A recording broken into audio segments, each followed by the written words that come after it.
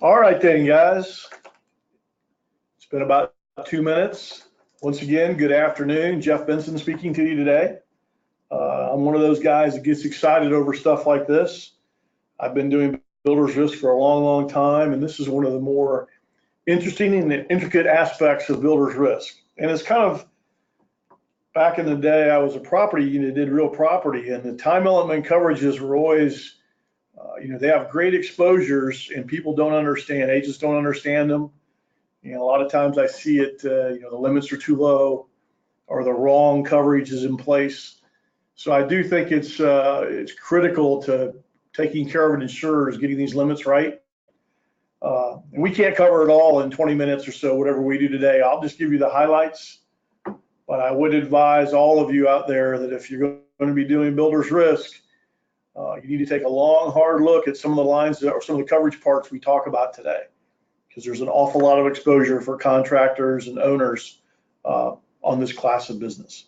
So without further ado, we'll get started. This is the Builder's Risk webinar, and we're going to concentrate on the time element aspects of builder's risk. So turning the page. First of all, I thought it'd be just a little brief lesson on what time element is, because we throw that word around a lot in the insurance business.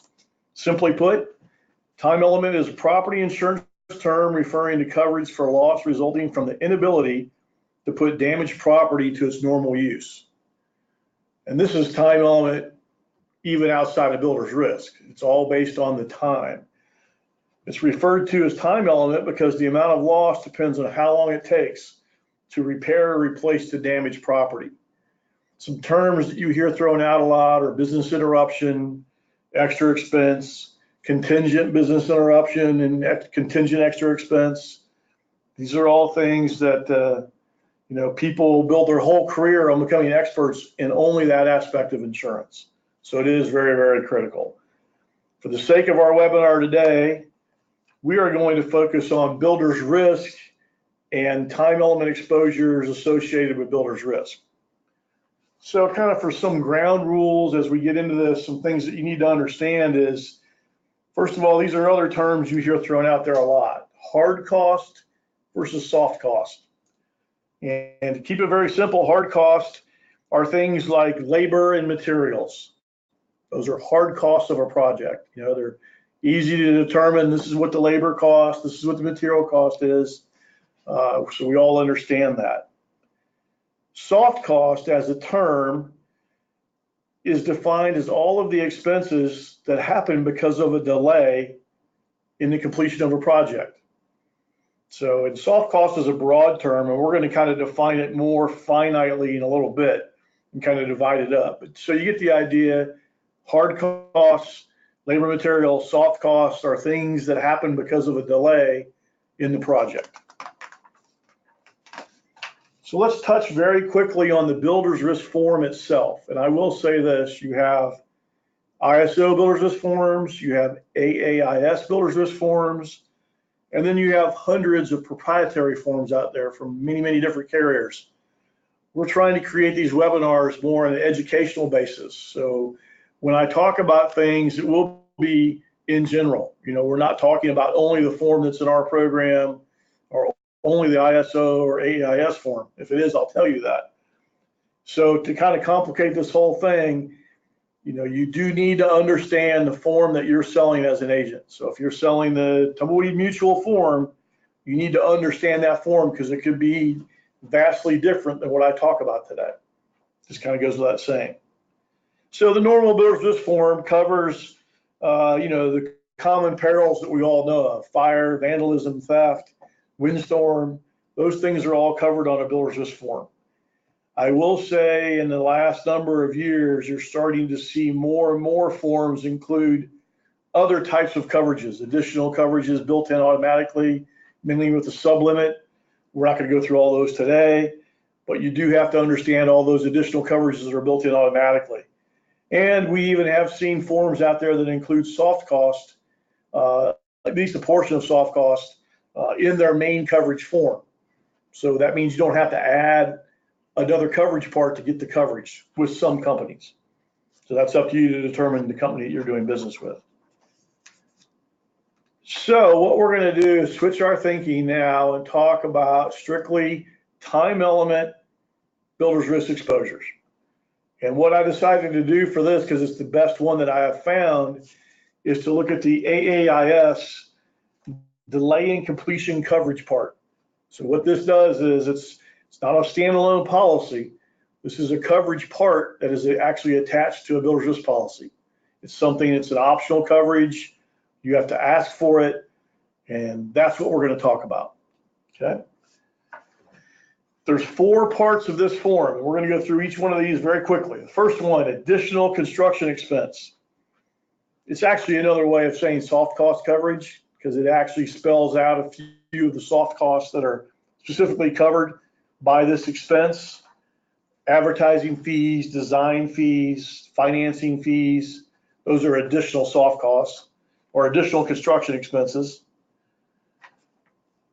Under the additional soft cost exposures, you have realty taxes, lease expenses, insurance premiums. So really what this form does is it spells out what is covered under those 2 coverage parts. The third thing we're going to talk about a little bit is rental income, and we'll define that in a minute, and also income coverage. So think about a project that's being built. We're building some apartments.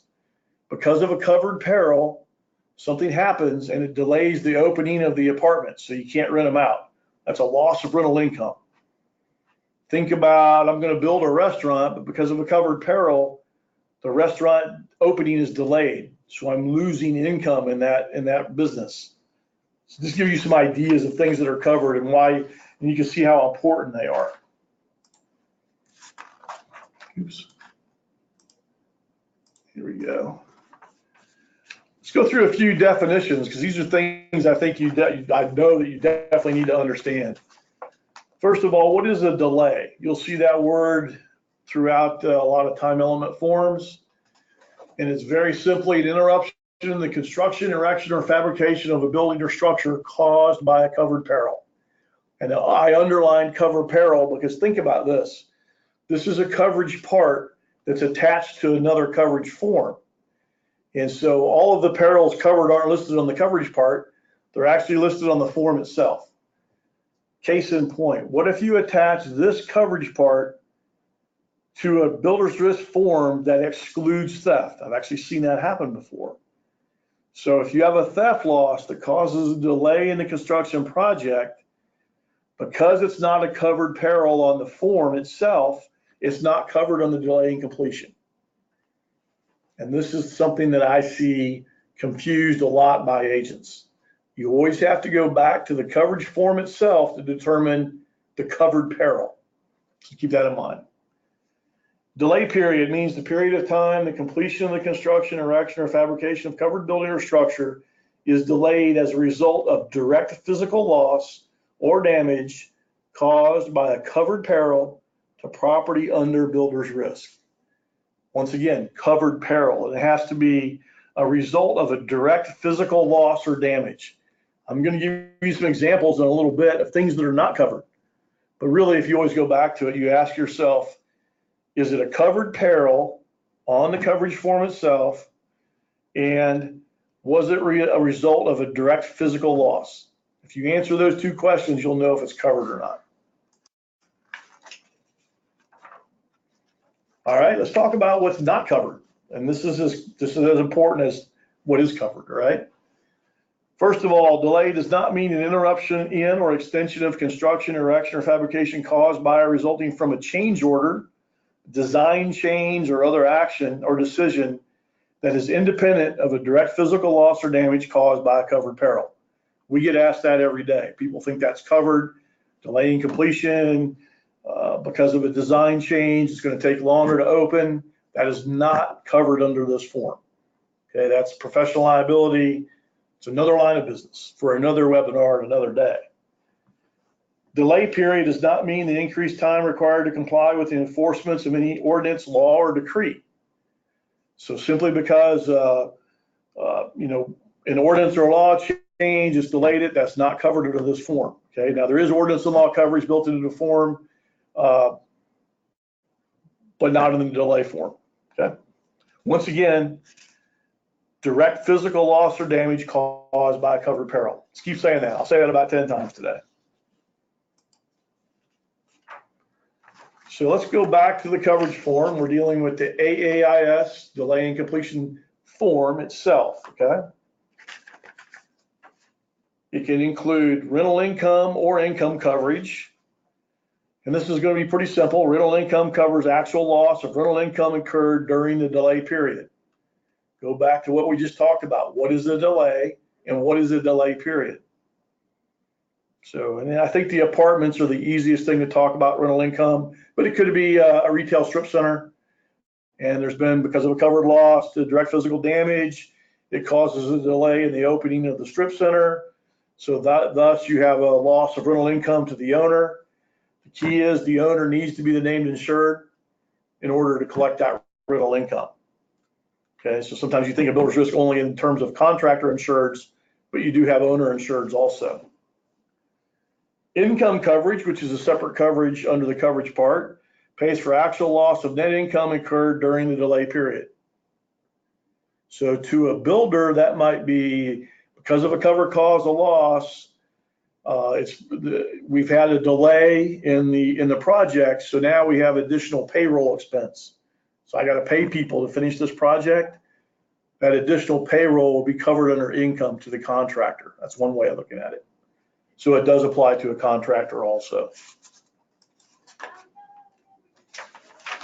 Delay and completion coverage part schedule. So what you have when you look at this is the first part is the coverage part. And then the next piece we're going to talk about is the actual schedule. It's a separate form, but this is really what kind of tells you what coverages you have, okay? It'll provide the limits on each one of these coverage parts: additional construction expense, the additional soft cost, the rental income or the income. Each one of those has a separate limit and it's rated separately. So the first thing that's a little bit different in time element is the whole concept of a monthly limitation versus an occurrence limitation. So usually in most cases, you'll see a monthly limitation and it's a percentage. Let's say it's 16 2/3% limit for the first month. So that means the loss of income is going to be paid over time. You're not going to pay it all at once. So it's just another way of looking at spacing out the payment of the loss of income. The occurrence limit is just that. That's the most you would pay in any one occurrence. So because of a fire, you had a loss of income, the occurrence limit is going to be X, whatever that may be. Now, the occurrence limit might be $1 million, but the 30-day limit is 33%. So that means each month that goes on, we're going to pay 33% of the million.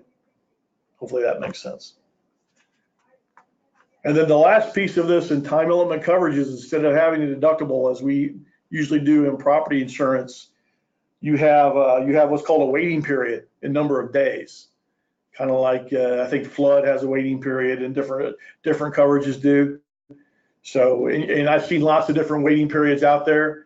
Usually, it's around a week or two is the waiting period, which means we got to wait to make sure there's really going to be a loss of income.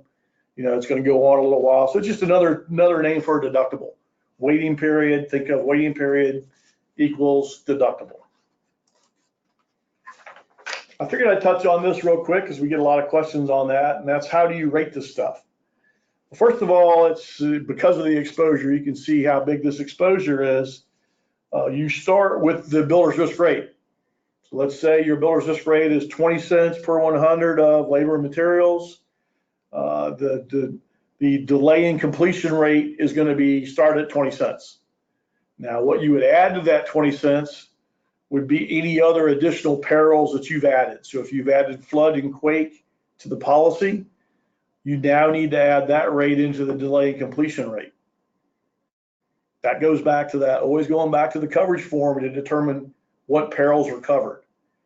If I've seen a big mistake made, it's like somebody did not have flood coverage, and then because of a flood, they have a delay in opening the project or a delay in renting the apartments out.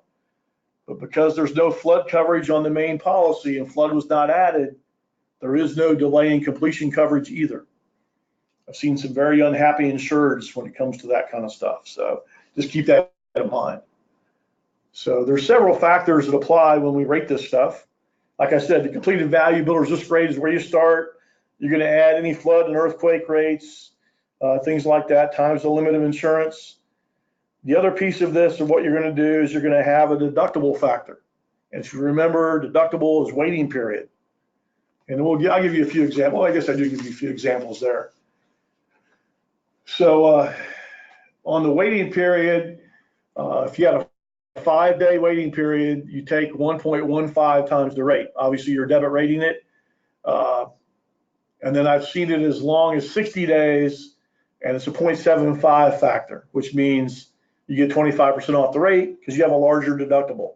Obviously, the bigger the credit, the larger the deductible. Most cases, around 14 days gives you a 1.0 mod, which means with a 14-day waiting period deductible, there's going to be no change to the rate. It's times 1.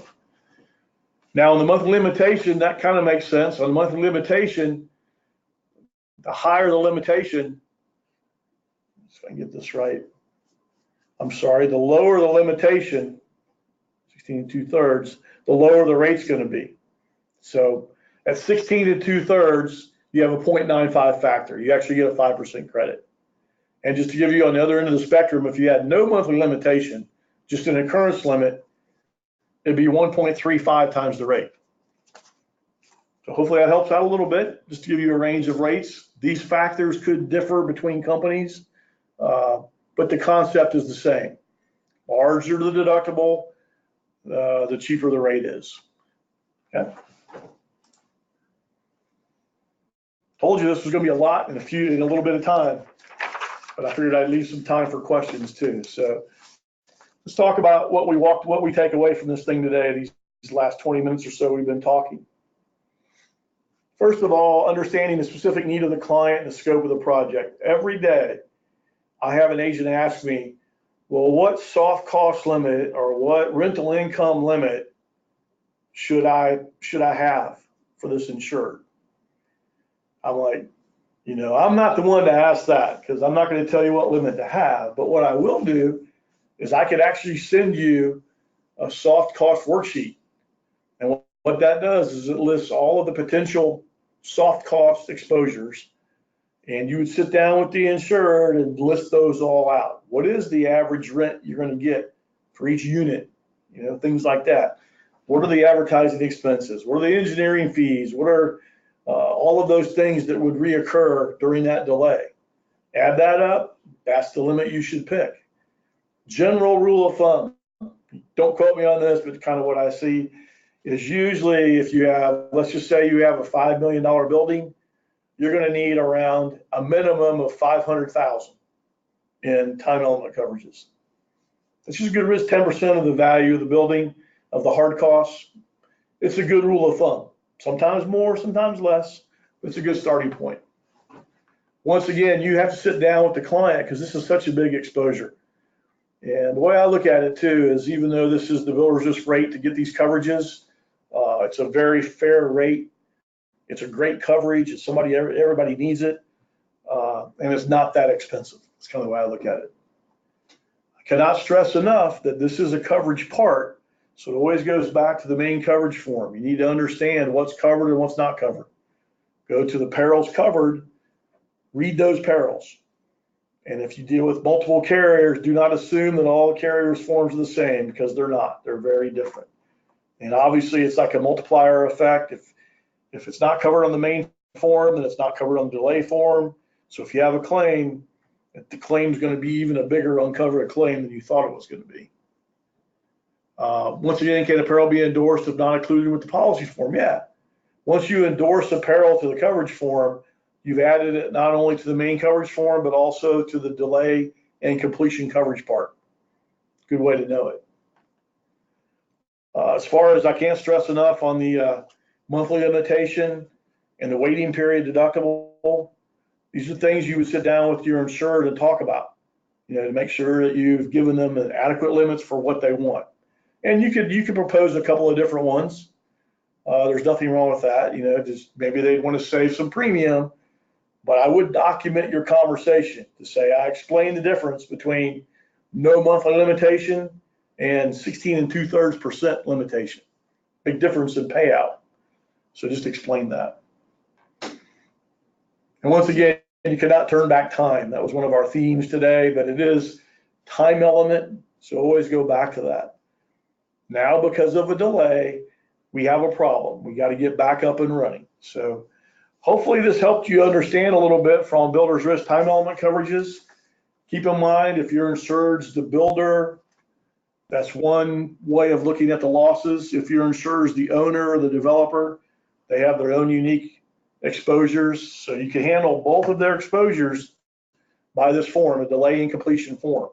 And I think if we start using that vernacular instead of saying, you know, soft cost coverage, if we use the term delay in completion, that's a better term because it kind of explains it's a delay in the completion of the project. There's a cost to that delay. So I really do appreciate your time today. I think we're going to open this up for questions. We got? Okay, first question that came in is the TE soft costs only for the owner? What if you are writing it for the contractor? All right, so I kind of just said that before, and it does get a little tricky. I can't cover everything here today on that, but let's think about, even if you're the contractor, you know, what expenses would reoccur in the event of a claim, okay? So how can I look at this? Maybe a better way to look at that is income. I think that's where you would really look at it, because the builder is going to be out income. He's going to have to, it's almost like an expediting expense. So you're going to have to hire people longer than you thought. You might have to pay some overtime. So there is some of that exposure to a builder. I will say some forms have, some companies sell contract penalty insurance. So you're going to pay a penalty because you didn't finish on time. That's another coverage probably we need to talk about one day. So that's kind of what we're looking at.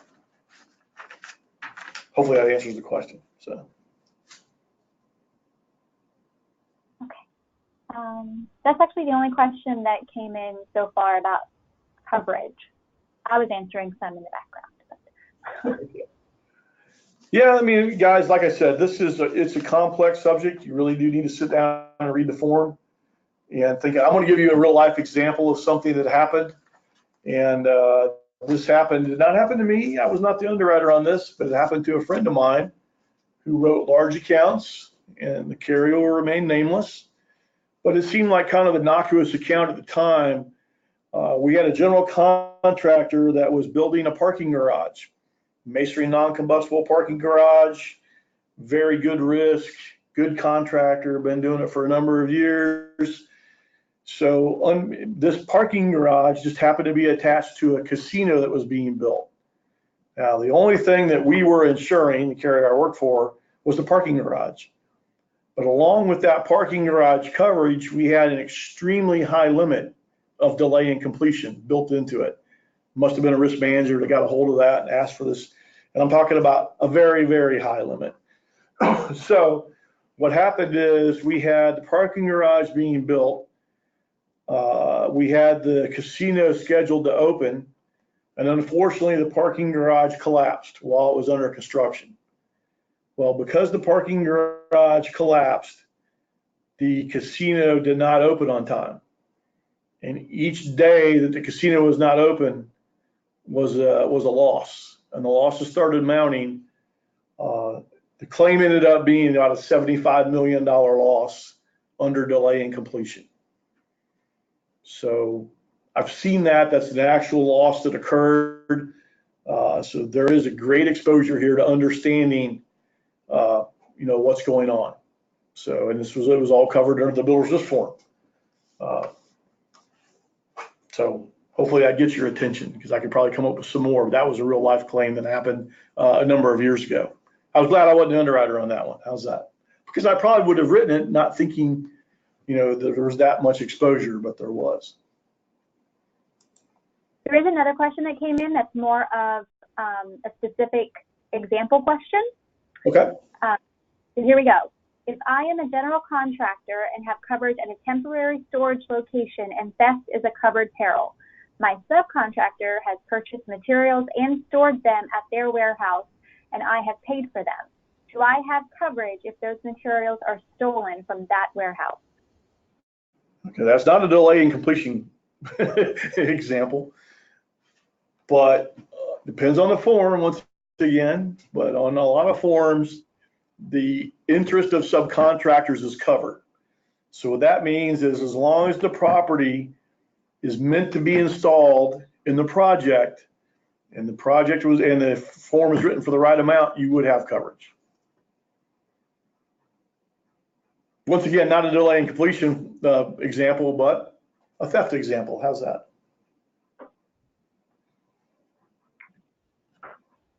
Okay, that is all. Well, great, man. I really appreciate everybody's time today. Hopefully we kind of piqued your interest a little bit to learn more about this coverage because it's very complex. And like I said, I just figured I'd touch just on the highlights of it. I really do appreciate your time today. I will say just a little teaser for the future. I think we have one more here. There we are, Donna and I. But we do have another webinar coming up, and we'll send you all the notice, but it's on July 26th at 2 o'clock in the afternoon. And we are going to talk about the ins and outs of superior construction. And we'll define that, masonry non-combustible, fire-resistant construction, and we're going to dissect that because you will discover that the M&C fire resistive rates are sometimes 1/7 or 1/8 of the frame rate. Reason being is you just have a lot less claim frequency on superior construction. And we're starting to see more of this type of construction, especially in the Southeast. It is definitely growing, even though it's a little more expensive. It's just they have a lot less claims. Simple as that. So anyway, we look forward to seeing you on this webinar. Hopefully you got something out of this in our new educational series. Everybody have a great afternoon. And if you have any questions, there's my contact information. Call me at any time. Have a great day.